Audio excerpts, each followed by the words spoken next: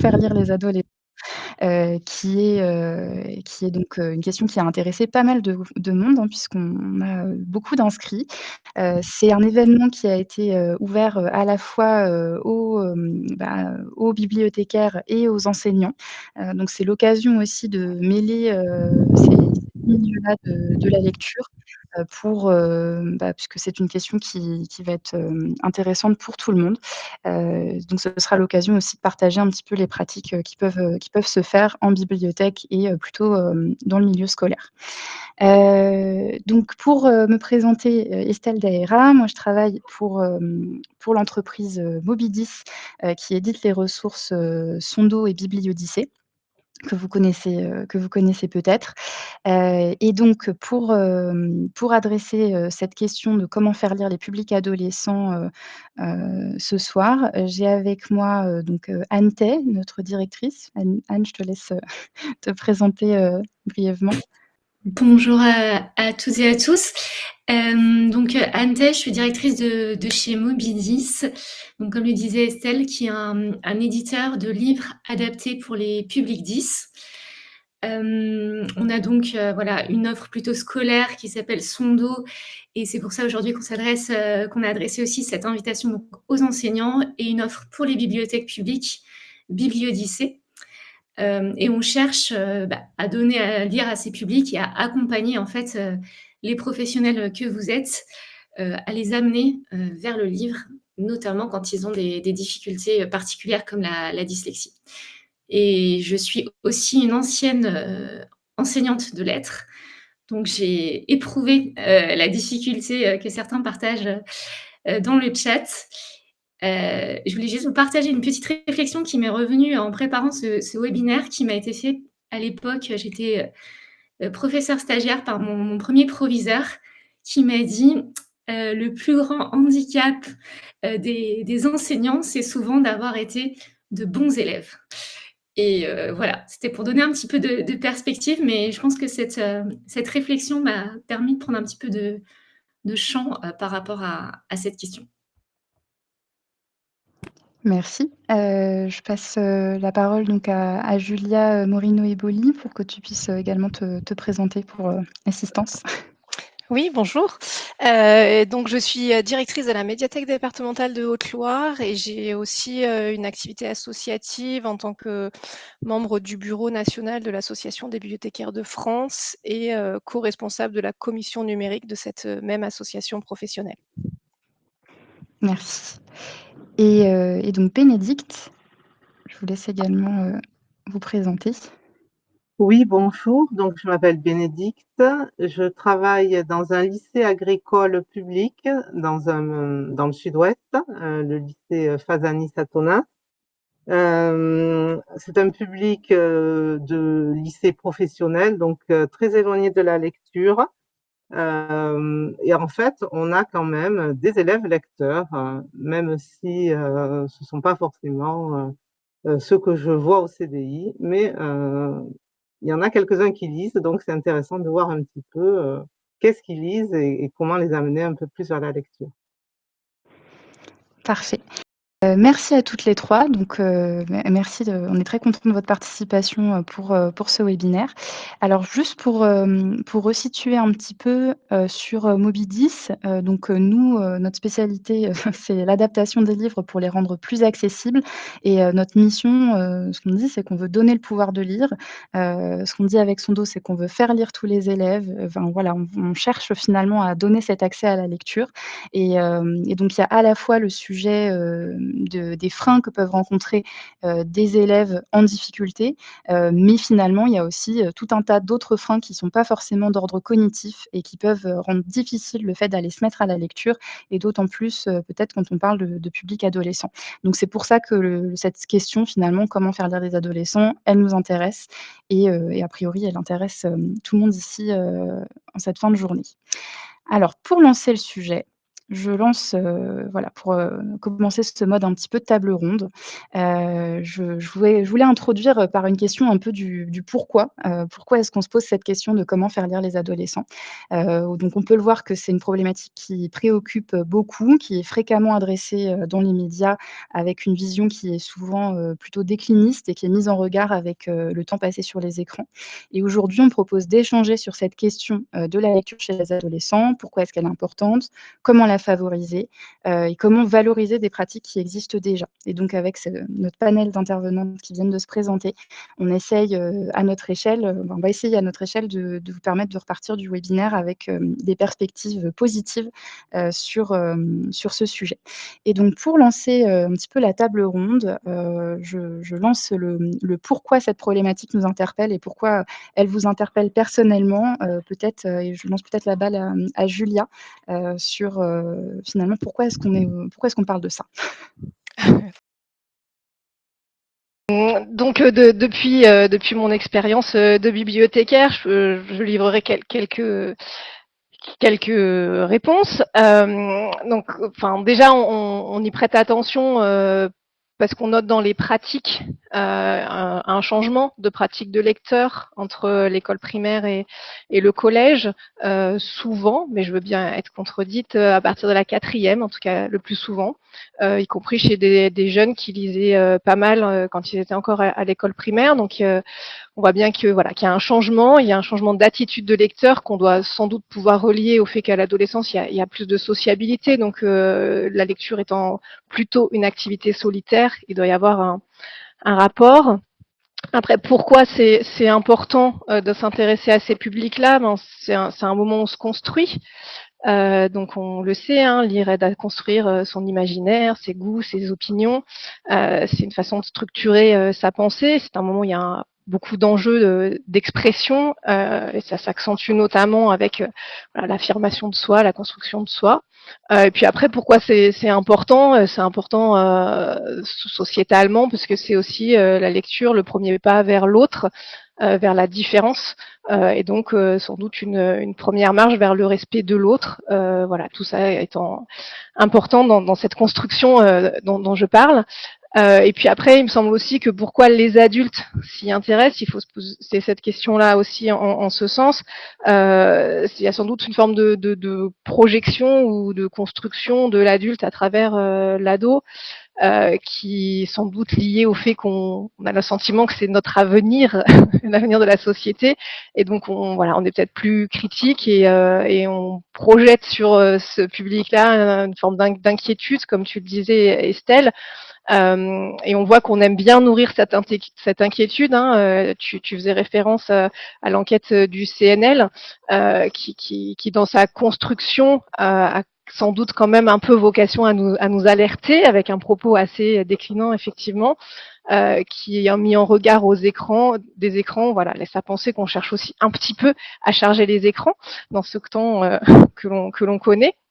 Et donc tout ça, enfin, pour conclure, enfin moi il me semble qu'il faut quand même nuancer ce discours alarmiste que par ailleurs on tient depuis au moins plus de 20 ans. Et en cela, je vous encourage, enfin pour aider à nuancer, si vous l'avez pas fait, je vous encourage à lire une synthèse qui a été rédigée par Romain Gaillard, qui est un chercheur conservateur des bibliothèques. Donc c'est paru sur le site AOC. Et ça nous montre que voilà, ce rapport à la lecture des ados, il est quand même plus subtil que ce qu'on essaye souvent de nous dire à travers des enquêtes ou des études. Merci Julia. Et effectivement, cet article de Romain Gaillard, là, il est visible sur cette slide et je l'ai fait figurer dans des sources, disons dont on parlera sans doute pendant l'intervention. Donc, comme on transmettra les slides, les personnes aussi qui sont présentes pourront récupérer cette référence-là. Bénédicte nous a indiqué qu'elle devait se reconnecter, donc je lance la parole à Anne sur cette question de pourquoi est-ce que cette problématique t'interpelle. Moi,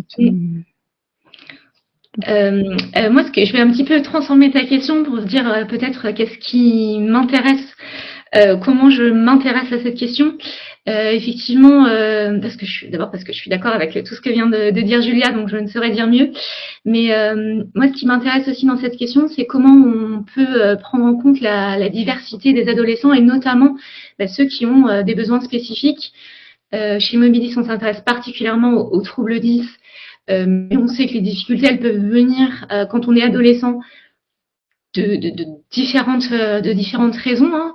On a les statistiques de l'ADEPE pour nous dire qu'effectivement, tous les lecteurs qui arrivent, tous les élèves qui arrivent en sixième ne sont pas encore des lecteurs autonomes, donc forcément, on y prête attention.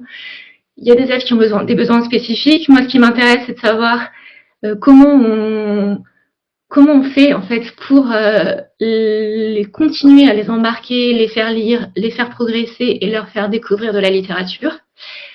Et aussi comment ce qu'on fait pour eux va pouvoir nous donner des clés, peut-être pour d'autres, pour les autres jeunes, pour les jeunes en général, parce que c'est quelque chose que je porte assez fortement, cette idée que quand on va aller s'intéresser à ces élèves, notamment qui représentent environ 2-3 élèves par classe selon les statistiques, en fait, on va pouvoir finalement construire quelque chose de très inclusif. Donc voilà, c'est un peu aussi comme ça que j'ai envie de prendre la question.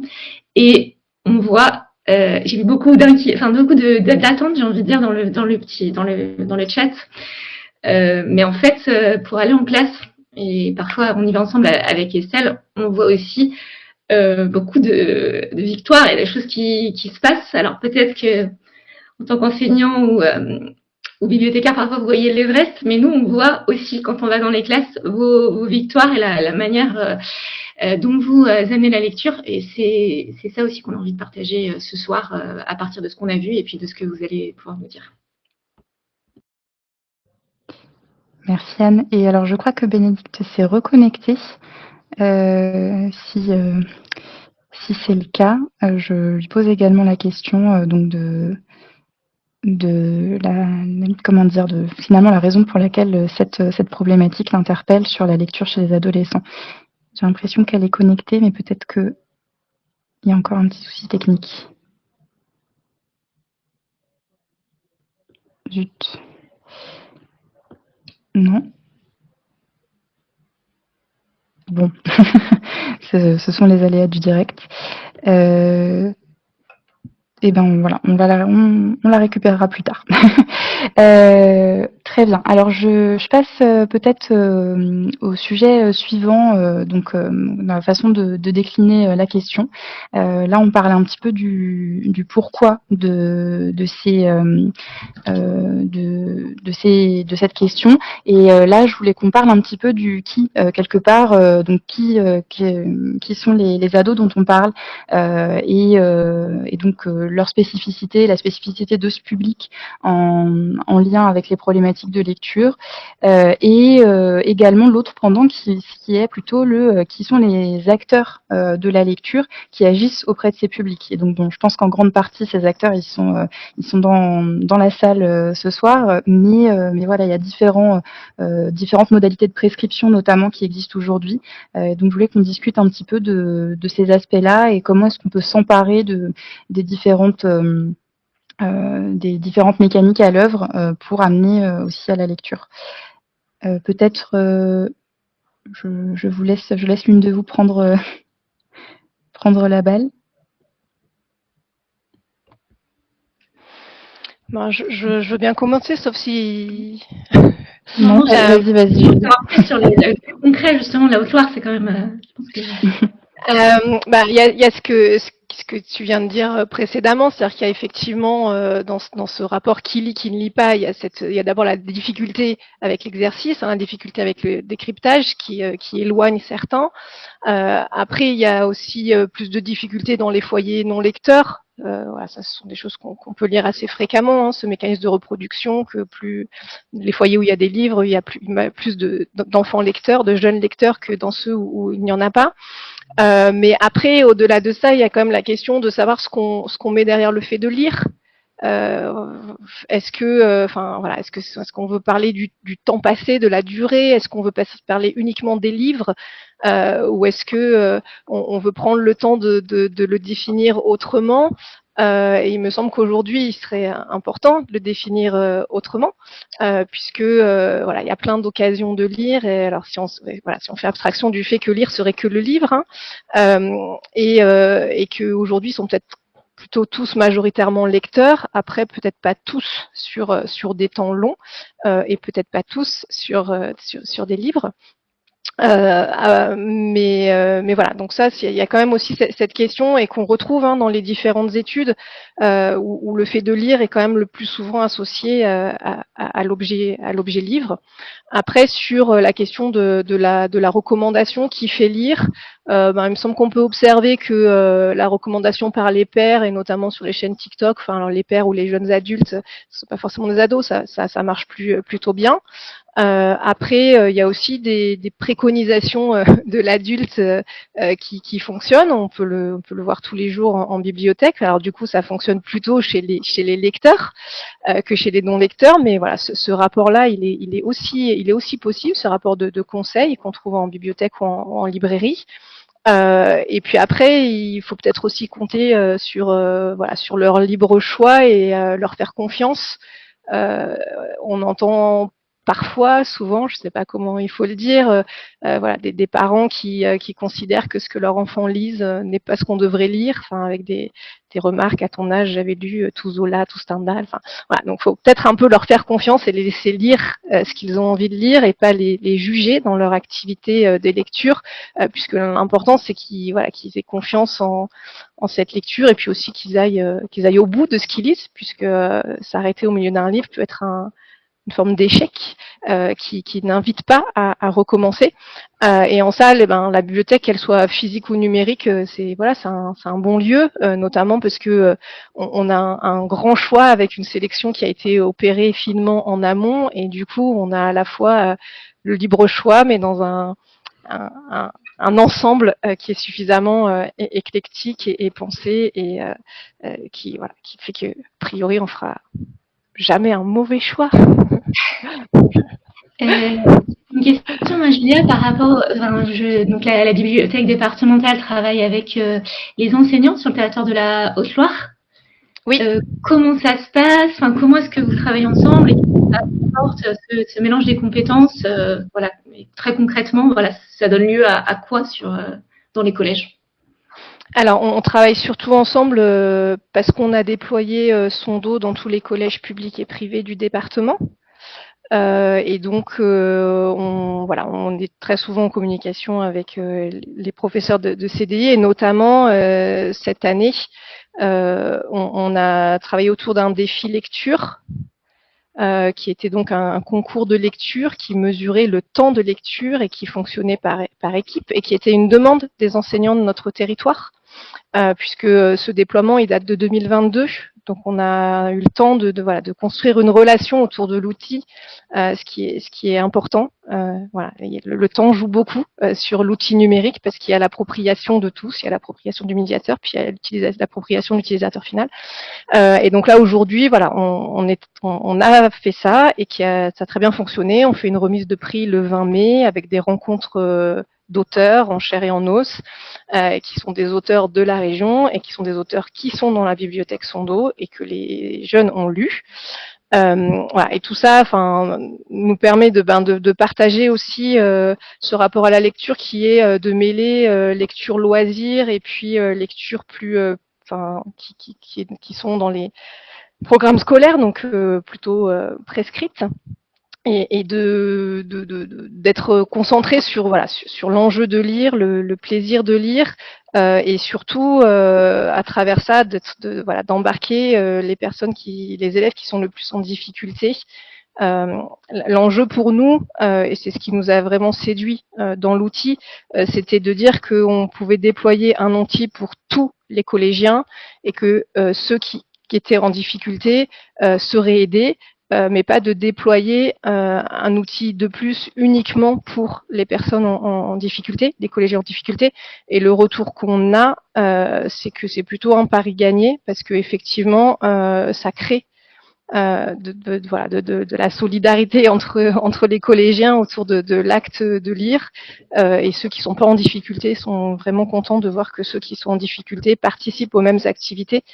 Voilà, je sais pas si je réponds à la question complètement, mais voilà ce que je peux dire sur ce qu'on fait en ce moment en Haute-Loire avec les collèges.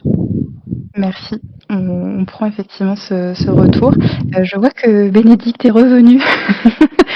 Alors là, l'écran noir, il y a la page blanche, moi j'ai eu l'écran noir, donc apparemment c'est un peu de mise à jour, ça n'arrive que quand on doit intervenir. Hein. Donc, il a fallu, je me déconnecte, je me reconnecte, mais me voilà. Très bien. Alors, je reprends peut-être avec vous, sur la question, je pense que ça fera le lien parce que vous avez pas pu répondre sur la question de finalement pourquoi est-ce que vous étiez préoccupés par le sujet. Mais je pense que la question justement de qui on parle et des spécificités de votre public, vont être un petit peu liées. Donc est-ce que vous pouvez nous parler Bénédicte, justement de votre public d'élèves, et de la façon que vous avez d'adresser la lecture avec eux, vous et vos collègues dans l'établissement? Tout à fait. Alors déjà, pour rebondir sur ce que vient de dire Julia, nous, on a déjà des lycéens. Et je pense que les collègues qui ont des collégiens et des lycéens, la rupture, elle est quand même flagrante entre des collégiens qui quand même continuent à lire, à fréquenter les CDI, peut-être les bibliothèques quand on les y amène. Et alors en lycée, c'est vraiment très différent. Il y a vraiment une rupture avec le lieu déjà. Alors nous, on est un petit lycée agricole public. On n'a que du bac pro, des élèves qui en CAP, donc un public très éloigné de la lecture. Mais je vois quand même, quand on fréquente les jeunes, quand on les regarde circuler, encore tout à l'heure, hein, juste avant d'intervenir, là j'avais des jeunes filles qui étaient là et qui avaient des livres à la main, mais des livres qui ne sont pas du CDI. Et elles m'ont dit, on vient pas parce que on a déjà nos propres livres. Et en fait, je pense aussi qu'on n'a pas forcément toujours la l'offre qui correspond à leurs demandes. Alors après, nous, on est contraints avec les budgets. On essaye de les tourner vers les bibliothèques. On les amène à la médiathèque de notre commune. Mais malgré tout, je pense que ce que les jeunes aiment lire est quand même très différent, ne correspond pas forcément à ce que nous on peut leur proposer, à ce qu'on trouve. Parce que on est un établissement scolaire aussi, qu'on essaye de faire attention à certaines lectures. Je pense notamment à tout ce qui est romance, dark romance, qui plaît beaucoup. On se pose la question, est-ce que on peut les avoir sur nos étagères et voilà. Et donc ils lisent aussi beaucoup sur Wordpad. Moi, c'est un format que je connaissais pas, donc je suis allée voir. J'ai des élèves même qui publient et qui sont suivis, donc c'est quand même assez étonnant. Donc il y a toute une activité de lecture et de lecteurs, de lectrices quand même. Nous, on a quand même plus de filles en plus. Mais ça ne veut pas dire qu'ils lisent pas. En tout cas, ils lisent pas forcément ce que nous on lirait, et ils éprouvent pas le besoin de venir dans un lieu de lecture. Et je suis allée à Bazas. Il y a une médiathèque, le Polyèdre, qui est une médiathèque qui a créé un espace ado. Alors là, je pense aux collègues qui sont en bibliothèque et en médiathèque. Un espace ado qui est vraiment super avec des espaces de lecture dédiés, mais pas que. Dans un espace ado, on écoute de la musique, ils ont une jukebox, et surtout les ados, ils veulent être entre eux, ils veulent pas qu'on y soit. Voilà, je crois que venir au CDI déjà, c'est un peu scolaire, et en plus avec moi, c'est pas le lieu dans lequel ils ont envie de se poser. Voilà, mais ça n'empêche pas que je vois on reparlera peut-être du carnet de lecteurs et de ce qu'ils aiment, mais je suis quand même assez optimiste. Il y a des lecteurs, mais après en lycée, on les perd. Voilà. Très bien. Merci pour cette intervention. Anne, je te laisse peut-être rebondir sur ces aspects-là. Oui, sur la question de un peu l'autonomie, enfin le fait de vouloir faire par soi-même, c'est je pense aussi certainement une caractéristique de l'adolescence, de faire ce qu'on a envie de faire et le faire pour soi et par soi-même. C'est quelque chose aussi certainement qui, en fait, l'acte de lecture, c'est quand même quelque chose d'un peu enfin, de difficile, peut-être qu'on l'oublie, mais on se lance dans un livre qu'on ne connaît pas sur un temps long, et quelque chose presque voilà, qui peut être compliqué. Je pense que l'autonomie, et nous, quand on parle des publics 10, c'est aussi ce qu'on essaye de promouvoir, de faire, en tout cas, nous, des livres adaptés qui permettent à ces élèves et ces enfants de lire par eux-mêmes. Ça libère aussi un peu les parents qui aident beaucoup à la maison. Moi, j'avais la question des garçons, mais vous me dites, Bénédicte, du coup, que vous avez surtout des filles. Mais voilà, cette question un peu du genré, j'ai l'impression aussi de l'accès à la littérature. Je ne sais pas s'il y a peut-être des choses qui sont faites spécifiquement. Est-ce que vous voyez des différences déjà, ou est-ce que c'est une idée reçue? Et puis, qu'est-ce qu'on fait pour aller pour faire lire les garçons? Forcément, c'est genré. Nous, on a une section service à la personne, mais je peux vous dire qu'on a 90% ou 95% de filles. Donc déjà, le genre, il est là dans le choix d'orientation. On le retrouve et ce sont c'était des filles qui, il y a quelques années, peut-être un peu moins maintenant, étaient très tournées vers tout ce qui était témoignage, ce que j'appelle un peu ma littérature de vie. Voilà, ça, elles aimaient beaucoup. Alors maintenant un peu moins. Je pense que voilà, il y a des phénomènes de lecture qui ont pris le dessus. Mais je pense que la lecture est quand même, ce que vous disiez, un acte individuel. C'est difficile, hein, parce que en fait, c'est un acte solitaire. Quand on lit un livre, on n'a pas forcément envie d'en parler toutes les 5 minutes, d'être coupé quand on est pris dans sa lecture. Donc, on essaye souvent de se poser, de trouver un endroit où on est un peu tranquille, un peu isolé. Alors nous, ici, on n'en manque pas d'endroits tranquilles et isolés. Mais justement, c'est cette difficulté entre l'acte de lire et puis le partage de lecture derrière. Voilà. Pour les garçons, moi j'ai pas trop réfléchi, mais j'ai pas trop non plus de solution. Je pense que là je pose un constat, en tout cas au lycée et dans mon établissement, euh, les garçons sont moins lecteurs que les filles. Ça, est-ce qu'ils font autre chose? Certainement, mais la lecture, je les vois moins avec un livre dans les mains que les filles. Après, je pense qu'en général, pour ceux qui ont peut-être des élèves en série générale, comme il y a un programme de lecture imposé, c'est différent. Nous, c'est pas le cas. Oui, effectivement, ça fait partie des choses qui ressortent, même justement dans les grands chiffres, le fait qu'il y a quelque chose de genré dans l'activité. Mais c'est vrai que ça nous amène peut-être aussi à la question des contenus justement, de qu'est-ce qu'on fait lire et de quels sont les types d'ouvrages, et même de types de documents, hein, qui peuvent intéresser les élèves. Là, on a mis quelques vignettes de couverture qui représentent en fait un petit peu les livres qui sont les plus lus nous sur notre plateforme sur Sondo. Donc ça nous donne un petit peu une idée, en tout cas, d'un certain niveau de popularité des livres, mais c'est biaisé puisque c'est les livres qu'on propose. Donc ça montre pas les livres qu'on n'a pas encore. Donc voilà, je laisserai un petit peu réagir là-dessus sur les contenus qui plaisent. Et puis bah le qu'est-ce qu'on fait lire, c'est aussi le avec quoi. Là on a parlé cette question des livres papier, mais il y a aussi d'autres modalités de lecture qui existent. Le fait de lire avec des liseuses, de lire sur téléphone, de lire en audio. Nous, on a notre format qu'on propose aussi, qui est en format numérique. Et finalement, comment est-ce qu'on jongle avec toutes ces modalités de lecture et est-ce qu'il y a des leviers à activer pour amener à lire peut-être des jeunes qui ne liraient pas avec d'autres supports et avec des contenus spécifiques. Est-ce que justement, Bénédicte, sur le sujet des contenus, vous en avez dit quelques mots, ce qui est demandé par les élèves, est-ce que vous pouvez nous en parler un peu? Ce qui est demandé par les élèves, alors on m'a eu demandé, donc je reviens sur la romance parce que c'est quand même un phénomène de lecture. Il y a eu Captive notamment qui revient régulièrement. On me demande pourquoi on n'a pas Captive sur nos rayons. Donc il y a ce goût, je pense, vers ce type de lecture, romance, dark romance.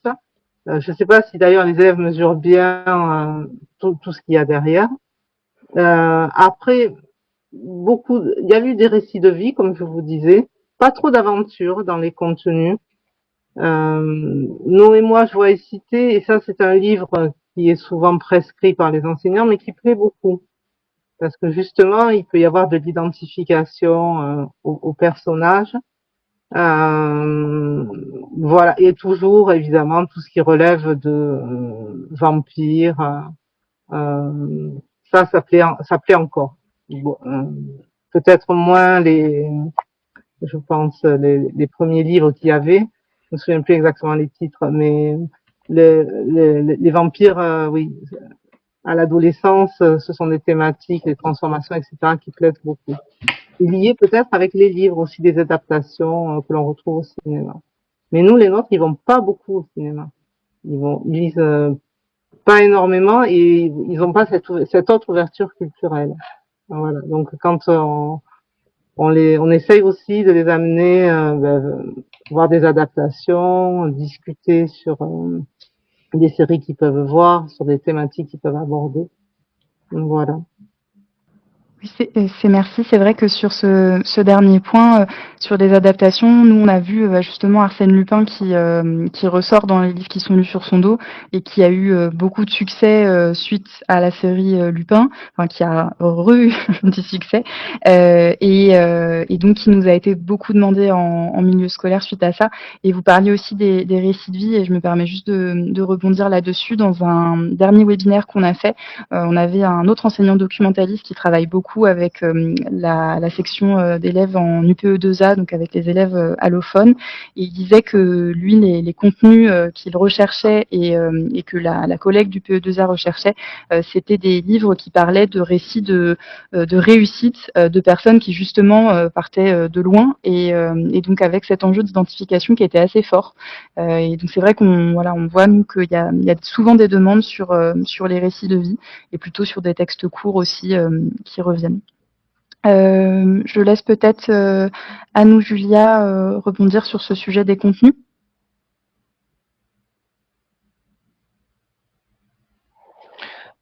Oui, alors en complément, alors du coup, comme tu disais, Bénédicte, moi mes repères actuels, ils sont plutôt au niveau des collégiens que des lycéens. Donc nous, ce qu'on observe dans ce qui est pas mal, enfin le plus lu sur son dos, il y a la trilogie de Pierre Bottero qui arrive en premier. Donc là, on est sur de l'heroic fantasy. Après, on a un thriller suédois et puis on a aussi un Suzy Morgenstern. Voilà. Mais pas très loin, on a le Tour du monde en 80 jours, on a Arsène Lupin. Enfin, voilà, donc il y a à la fois dire du un peu classique et puis ce qui serait ce qui est plutôt les derniers ouvrages des auteurs jeunesse qu'on trouve fréquemment en bibliothèque et qu'on a tendance à suivre. Et après, je rejoins le fait que on voit bien l'impact de lecture quand le livre est adapté au cinéma. Il y a une surreprésentation de ces romans qu'on peut observer par ailleurs. Peut-être juste pour compléter, effectivement, nous chez Obidis, on fait attention à ce que nous disent les enseignants, les bibliothécaires, pour avoir un catalogue qui se développe par rapport à ce que vous voyez, vous recommandez et qui plaît aussi aux ados. Et puis on a cette chance d'avoir accès à des statistiques. Donc je voudrais rassurer les enseignants, déjà les livres prescrits, donc des classiques, des choses qu'on voit dans les programmes, sont lus, puisqu'on les voit toujours en tête quand même des classements. Donc il y a quand même, ça montre aussi que vous réussissez à faire lire les élèves. Sur le côté bibliothèque publique, on a des statistiques un petit peu moins fines, et puis le catalogue est assez couvre une palette d'âge un peu plus large, donc c'est peut-être un peu moins significatif. Mais Voilà, on voit effectivement, finalement, quand on se dit les récits de vie, qui sont souvent en fait des récits d'apprentissage, des choses qui ont lien avec le cinéma et l'adaptation, donc un autre objet culturel. Moi, je trouve que c'est plutôt positif. On se dit qu'en fait, ils lisent des livres, ils vont au cinéma, la littérature peut-être résonne en eux quand on leur propose des récits de vie ou des récits d'apprentissage. Voilà, puis on voit aussi beaucoup des choses autour des prix et des concours, etc. Donc les prix Babelio et les Incorruptibles, ça c'est toujours des livres qui plaisent, qui sont beaucoup lus. On reviendra peut-être voilà sur les questions du défi lecture, des challenges, des choses comme ça. Je n'ai pas oublié qu'on a l'enseignante gagnante du défi lecture, enfin du défi lecture pour nous expliquer aussi comment est-ce que ça peut motiver les élèves au-delà du contenu, peut-être aussi cette proposition de faire une activité ou de remporter quelque chose et donc quelque part de valoriser ce qu'on a fait. Oui, et je me permets de compléter sur l'aspect des prix. Je pense qu'il y a un peu comment dire? Il y a 2 choses là-dedans. Il y a à la fois les contenus que ça met en avant et le fait que ça va, unir autour de mêmes contenus, à l'échelle nationale pour certains prix, ou plus départemental pour certains. Et justement, ça va aussi, alimenter le fait de pouvoir discuter d'une même lecture qui aura davantage été une lecture loisir. Tu parlais, Julia, du titre, donc le thriller suédois Chambre 213, et donc on avait déjà ajouté à la bibliothèque l'année dernière, et le retour qu'on avait beaucoup eu finalement de certaines documentalistes, c'était le fait que c'est quelque chose qui avait vraiment été recommandé de pair en pair par les élèves, et en plus voilà, après ça a été un succès au niveau d'un prix, mais le fait que ça ait généré de la discussion entre élèves fait aussi joue dans la popularité et l'envie d'aller lire ce livre, parce que ça permet d'en discuter. Donc je trouve que c'est assez intéressant. Merci pour vos retours sur les aspects du contenu, et maintenant un peu plus sur la question du support justement. Peut-être d'ailleurs au CDI, Bénédicte, comment est-ce que vous gérez est-ce que voilà, il y avait différentes typologies de types de support de lecture que vous proposez, et comment est-ce que c'est géré auprès des élèves et proposé par les enseignants aussi de l'être. Et puis peut-être aussi la même question ensuite pour Julia en bibliothèque. Comment gérer le fait d'avoir différentes modalités de lecture à proposer aux jeunes en particulier? Alors nous, on a du livre, du livre papier en termes de support. Et ensuite, on a développé cette année Sondo. On a découvert pour la première fois le livre numérique comme ça pour la jeunesse. Et c'est vrai que c'est bien. Ce sont des supports complémentaires. Moi, je les oppose pas. Il faut des livres, mais c'est vrai que les jeunes sont portés davantage vers des supports plus nomades, euh, peut-être faciles, enfin je sais pas, en tout cas différents. Et alors, on a tendance à prescrire et à vouloir qu'ils aient des livres entre les mains, mais nous, on avait beaucoup de difficultés à leur faire acheter.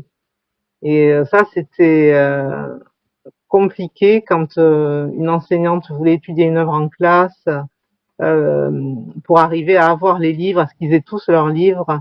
Et c'est vrai que de choisir dans une bibliothèque numérique un titre, je pense à Nous et moi, qui a été je pense par une de mes collègues utilisée cette année. Bon, ça simplifie. Ils ont peut-être pas leur livre, mais ils ont tous leur téléphone. Donc on arrive à leur ouvrir comme ça, à leur créer un lien vers les livres et vers la lecture. Voilà, pas de tablette chez nous. Peut-être en médiathèque, mais je suis pas sûre que lire sur tablette ou les livres audio, on n'en fait pas non plus. Il n'y a pas trop de demandes. Ils aiment bien qu'on leur lise un livre, ça oui. Ça pour calmer, pour les poser. Et ça, je l'ai eu fait de temps en temps. On prend un livre puis on lit à haute voix. Ça, d'accord. Le livre audio, je pense qu'ils sont un peu jeunes pour vraiment apprécier. C'est quand même une démarche parce qu'il faut écouter, il faut se concentrer. Et donc la lecture à haute voix, oui, quand on leur fait. et des supports de livres papier. Mais j'avoue que Sondo gagne du terrain, donc le livre numérique sous ce format-là, effectivement, est intéressant. D'accord. Merci pour ce retour et c'est intéressant, le fait de la lecture à voix haute, parce que justement, j'aurais peut-être pas, parié, sur le fait qu'au lycée, on aurait justement capté des élèves sur une lecture à voix haute, par l'enseignante et justement, je trouve que c'est plutôt positif sur le rapport au fait de se faire raconter des histoires qu'on perd pas trop finalement, même quand on est un peu plus éloigné, de la lecture. C'est tout Est-ce à que fait ça. sur Oui, c'est super. Est-ce que sur l'aspect, du support, Julia, ou tu souhaitais ajouter quelque chose? Oui, enfin, rapidement, mais alors sur le fait qu'on est nous aussi du papier et du numérique et que de la même façon, pour nous, ce sont des pratiques complémentaires et qu'il faut surtout pas opposer.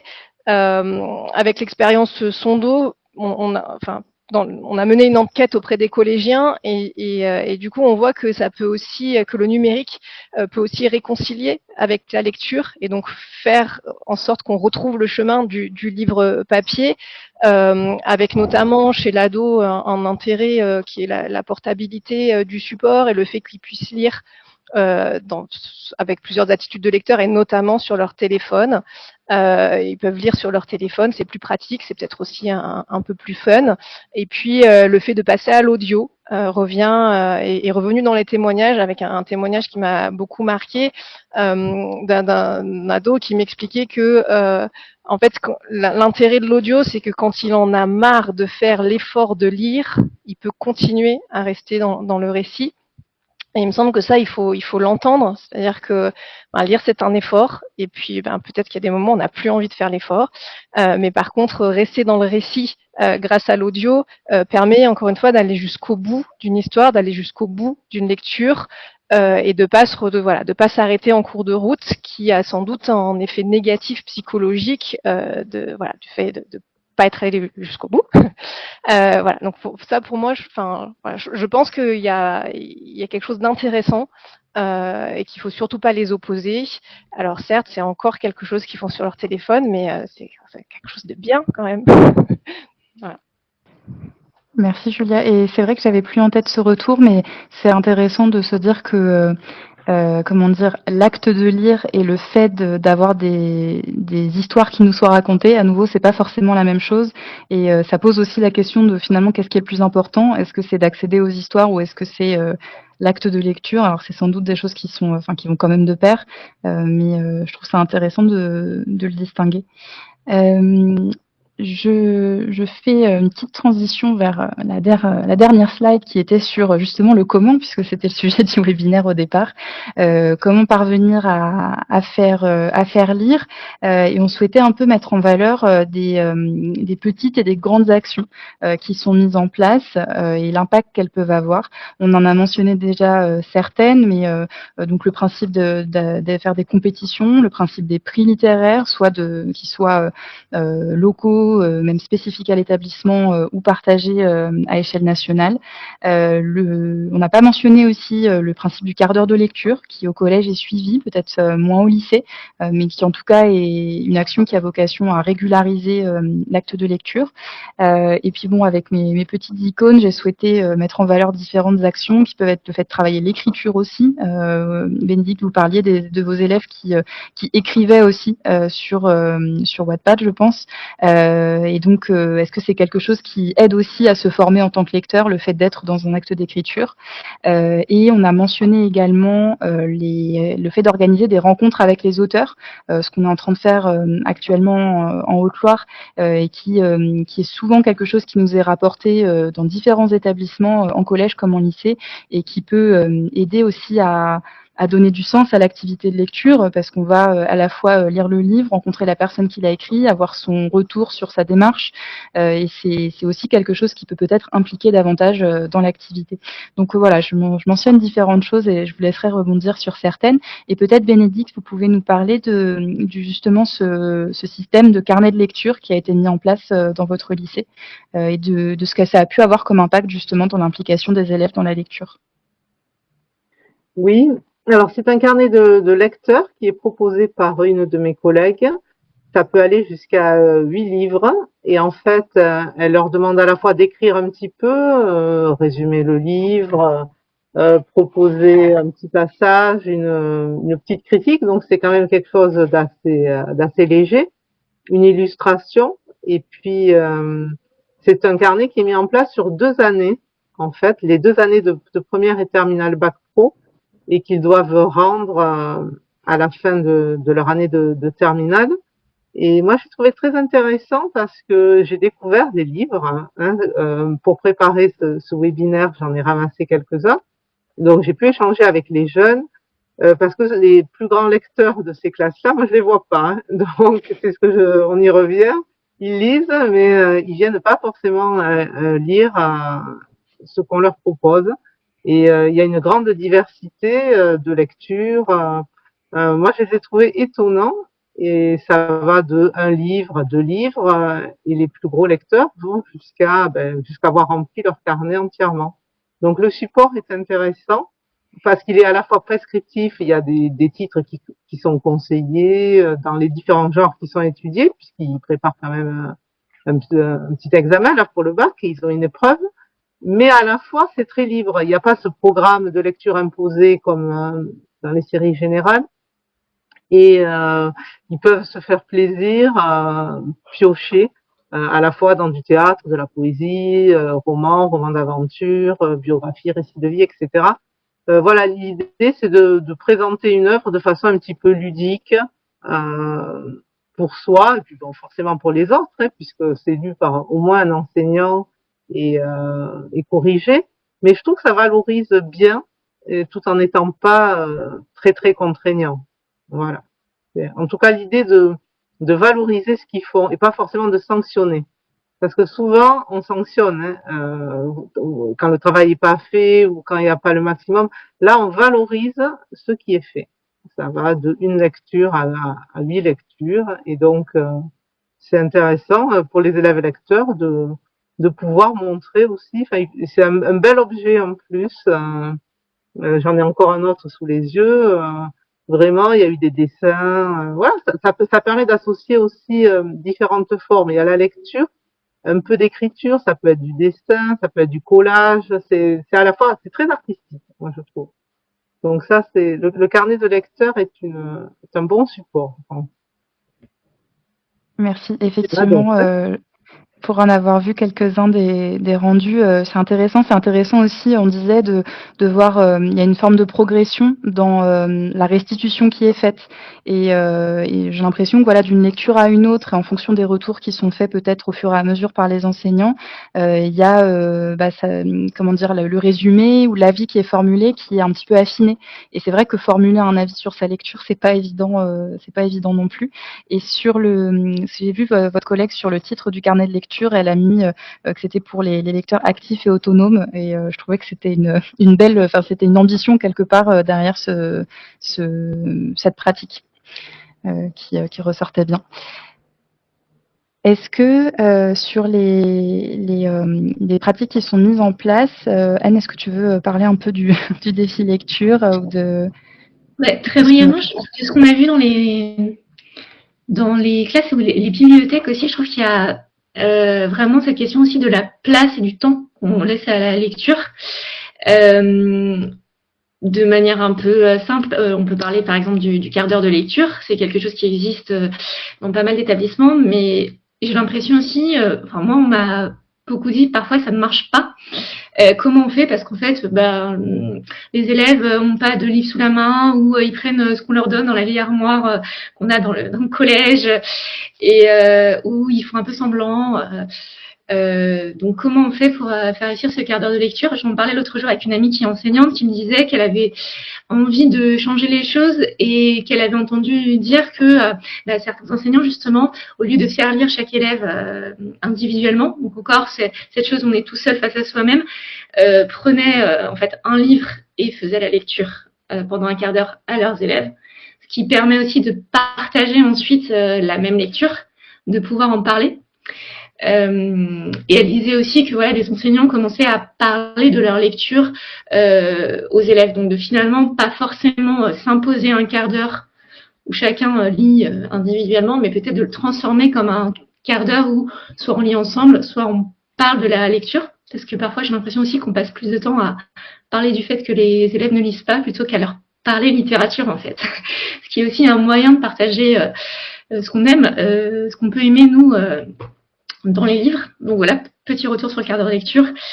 On a vu aussi les enseignants de primaire utiliser nos livres numériques alors qu'ils avaient les albums papier, mais en complément, notamment en projection, pour projeter la couverture, les illustrations sur leur vidéoprojecteur, TBI, etc.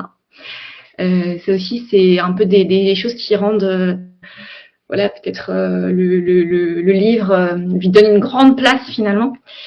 Et puis des activités collectives autour du livre, que ce soit des clubs de lecture, des défis lecture. Et moi, je rêve d'un établissement qui me dise qu'il a fait une web radio, un masque et la plume autour de livres, de critiques de livres. Je n'ai pas encore vu ça, mais si jamais vous en entendez parler, dites-moi. Et le défi lecture, je pense qu'on pourra laisser la parole ensuite à l'enseignante du lycée de J, si je me souviens bien, qui a gagné. Elle va nous expliquer comment est-ce qu'on gagne un défi. Oui, dans les élèves ont été très impliqués à l'échelle nationale. Effectivement, si vous voulez prendre la parole sur ce point-là, je ne sais pas si vous pouvez allumer votre micro ou pas, si vous n'avez pas envie d'ailleurs, vous n'êtes pas obligé de prendre la parole. C'était pas prévu, donc on ne va pas vous l'imposer.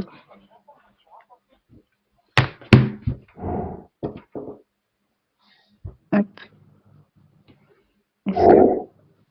Je vois que vous avez mis 2 mots, mais on verra peut-être après. Alors, voilà. Est-ce que vous m'entendez? Oui, voilà. On vous entend. En fait, il fallait simplement que j'ajuste mon micro. Oh ben, rien de révolutionnaire dans ce qu'on a fait. Les élèves de l'équipe gagnante sont des élèves qui avaient déjà beaucoup l'habitude de lire. Et puis surtout, comme nos élèves sont équipés par le département d'une tablette, avec les collègues de lettres, on a l'habitude de dire, avec son dos, on leur a mis une bibliothèque dans le cartable. En plus des outils, voilà. Elles se sont faites, ce sont 4 filles. Elles se sont faites très discrètes sur leur performance, alors que voilà, de temps en temps, elles me disaient, ah, vous avez vu, voilà, oui, j'ai dit, oui, j'ai vu. Au CDI, donc je suis professeur documentaliste. Au CDI, je mets systématiquement dans les séances avec les élèves le quart d'heure lecture.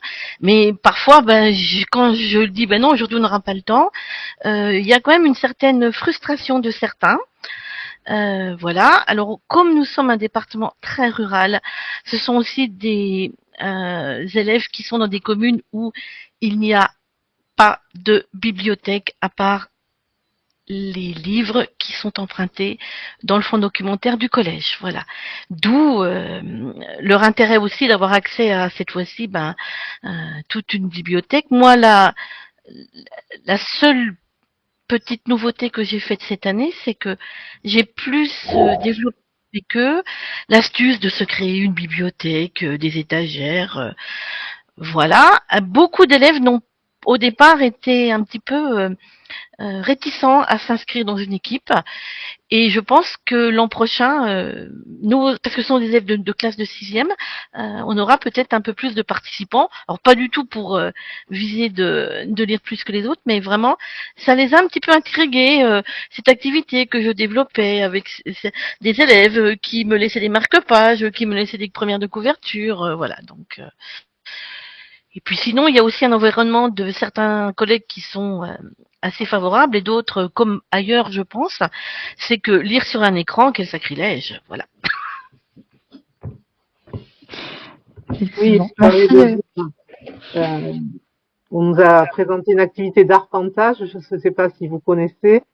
Pour déchirer un livre, vous distribuez donc devant les jeunes, on déchire le livre et on leur distribue des petits paquets de feuilles ils lisent donc une dizaine de pages à peu près, hein, selon la grosseur du livre. Et ensuite, on reconstitue l'histoire. Mais c'est vrai que déchirer un livre, pour certains, c'est un réel déchirement. Mais ce sont des pratiques intéressantes aussi. Enfin voilà, je pense que pour les amener vers la lecture, surtout pour ceux qui sont très très éloignés, et parce que les lecteurs, ils vont lire, ils n'ont pas besoin de nous pour lire. Et c'est les autres en fait. Hein. Il y a également des espaces faciles à lire. Alors ça, moi, je l'ai vu à la médiathèque de Tonins, mais on l'a pas mis en place au CDI. Donc des livres avec des gros caractères, soit pour des élèves 10, ce que vous proposez sur son dos avec les différentes manières de lire le livre, soit des livres adaptés, écrits avec des polices de caractères spécifiques, mais j'ai des collègues qui n'aiment pas parce qu'on peut stigmatiser aussi, c'est peut-être l'appellation facile à lire en fait qui est peut-être pas très bonne. Parce que ça semble que le jeune qui va se diriger vers cet espace-là, déjà, il dit j'ai des difficultés, que ce soit parce que j'ai des difficultés 10 ou parce que je maîtrise mal la langue, mais s'avancer vers un espace de lecture différenciée, c'est peut-être se montrer différent des autres. Ça, les ados, ils aiment pas les différences. En tout cas, ils aiment pas les montrer. Effectivement, c'est effectivement un point avec son dos qu'on se pose souvent comme question de concevoir l'inclusion comme étant quelque chose qui n'ait pas besoin d'être stigmatisant et de plutôt essayer d'avoir quelque chose qui puisse être unifiant avec un support qui serait le même pour tous, mais qui prenne en considération les difficultés de certains. Merci en tout cas pour vos interventions. Alors je vois qu'on déborde un tout petit peu, mais il y avait quelque chose aussi. On a mentionné l'aspect du groupe et c'est vrai que les clubs de lecture, on en entend un petit peu parler. Je ne sais pas si ça se fait encore beaucoup en lycée, mais pourtant dans justement le rapport à la prescription sur les réseaux sociaux, sur TikTok, sur Instagram, il y a aussi quelque chose de l'ordre du fait de pouvoir échanger sur une même lecture et d'avoir une forme de communauté autour du livre.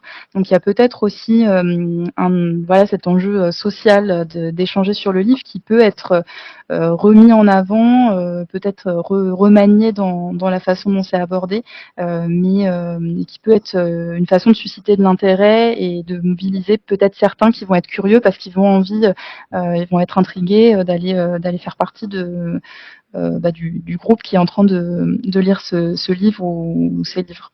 Est-ce que vous aviez d'autres choses à ajouter, nos intervenantes? Est-ce qu'il y a des questions dans les participants? Merci en tout cas de votre écoute tout au long de ce webinaire. Et je vois qu'il y a eu quand même une remarque d'une collègue d'Isabelle au collège Raymond Gueux qui dit qu'elle veut bien essayer de monter une web radio critique de livres. Donc voilà, on attend l'année prochaine pour avoir ce retour-là à proposer. Et donc il y avait une remarque sur le fait effectivement peut-être en lien avec les collections faciles à lire et pour les 10, que ça dépend effectivement de comment c'est amené, de comment c'est présenté. Et c'est sûr qu'il y a toujours, une façon de présenter et d'orienter les élèves vers ce type de support. Est-ce qu'il y avait d'autres interventions? Julia, est-ce qu'il y avait d'autres choses que tu souhaitais ajouter? Non, je peux, enfin, si vous avez encore 5 minutes, je peux, et que vous le souhaitez, je peux vous lire la conclusion de l'étude de Romain Gaillard, parce que je trouve c'est vraiment bien de l'avoir en tête pour voir qu'il y a plus de subtilité. Mais si tout le monde est pressé, je peux m'abstenir et juste vous inviter à aller lire cette étude. Non, mais ça pourra nous faire une petite conclusion, effectivement. Moi, je t'encourage. Si effectivement certains doivent nous laisser, on leur souhaite de toute façon une bonne fin de journée. Mais oui, ça nous permettra d'avoir une petite conclusion. Moi, je t'écoute. Je me lance. Donc Romain Gaillard nous dit: «Nous sommes donc face à une génération paradoxale, qui passe moins de temps à lire des livres qu'à utiliser des écrans et consacre moins de temps à lire qu'il y a 10 ans, qui diminue cependant également son utilisation des écrans, notamment moins 15% pour les collégiens.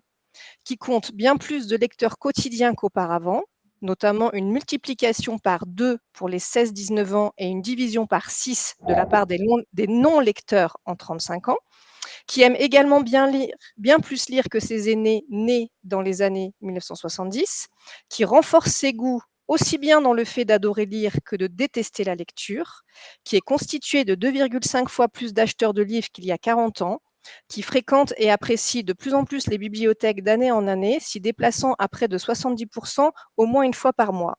Pas mal pour une génération qui ne lirait plus, non? Merci.